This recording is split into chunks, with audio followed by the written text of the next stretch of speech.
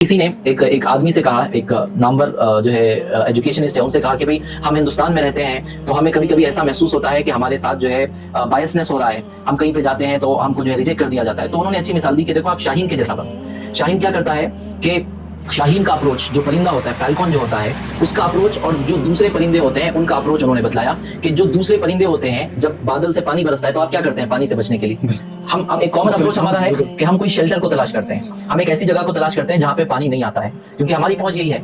लेकिन शाहीन जो परिंदा होता है वो देखता है कि बारिश किस बादल से बरस रही है और वो ये काम करता है कि अपनी उड़ान को उस बादल के ऊपर लेकर चला जाता है। बारिश के पानी से वो भी बच रहा है, बारिश के पानी से हम भी बच रहे हैं, लेकिन फर्क ये है कि हम नीचे आकर पानी से बच रहे हैं, वो बुलंदी पर जाकर पानी से बच रहा है। तो तासुब अगर आपको दिख रहा है कहीं पर, तो उसके मिटाने का आसान रास्ता ये है कि आप हुकूक को तलब करने की बजाय अपने अंदर ऐसी सलाहियत पैदा करें कि लोग आपको लेने पर मजबूर होता है। अल्लामा इकबाल का जो पूरा कॉन्सेप्ट शाहीन का है वो यही है कि आप कामयाबी को छोड़कर एक्सेलेंस की तरफ तवज्जो दीजिए।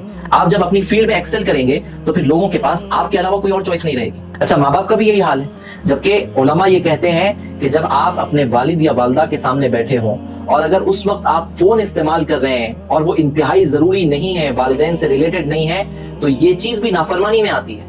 आप वालिद और वालदा के सामने, उस्ताद के सामने, आलिम के सामने, टीचर के सामने बैठे हैं तो आपकी प्रायोरिटी फोन नहीं होनी चाहिए, आपकी प्रायोरिटी आपके पेरेंट्स होने चाहिए, क्योंकि फोन के मॉडल्स आपको कहीं मिल जाएंगे।